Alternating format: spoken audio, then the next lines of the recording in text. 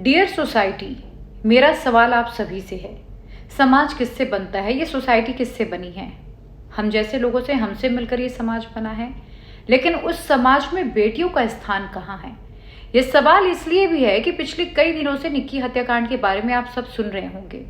उसके पति को जरा भी इस बात का अफसोस नहीं है कि उसकी बीवी इस दुनिया में नहीं रही। जिस समाज के दबाव में, जिस सोसाइटी के दबाव में उस लड़की के परिवार ने लगातार समझौता कराया और ससुराल वापस अपनी बेटी को भेज दिया, क्या आज वो समाज उस बच्ची को वापस ला सकता है? उस पिता को उनकी बेटी वापस दिला सकता है? बच्चों को अपनी माँ वापस दिला सकता है? नहीं दिला सकता। तो फिर कैसे कोई माँ बाप अपनी बेटी की जो जीवन रेखा है, जो लाइफलाइन है, वो इस सोसाइटी के हाथ में दे देते हैं?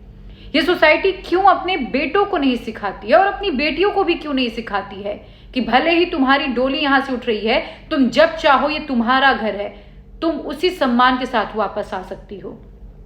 तुम्हारे ससुराल वाले अगर तुम्हें तंग कर रहे हैं, तुम्हारा पति से रिश्ता अच्छा नहीं चल रहा है, तो तुम अपने घर में वापस आ सकती हो। ये हम क्यों अपनी बेटियों को नहीं सिखाते?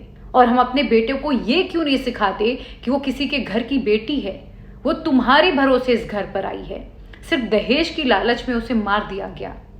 वाकई में आज भी क्या हम ऐसे समाज में जी रहे हैं? मैं ये नहीं कह रही कि सब लोग ऐसे हैं, लेकिन बहुत लोग हमारे समाज में आज भी ऐसे हैं और जरूरत है हमें समाज को बदलने की। कहते हैं ना हमारे देश में कि अगर बेटी की डोली घर से उठी है तो ससुराल से अर्थी वापस आएगी। नहीं, समय बदल चुका है।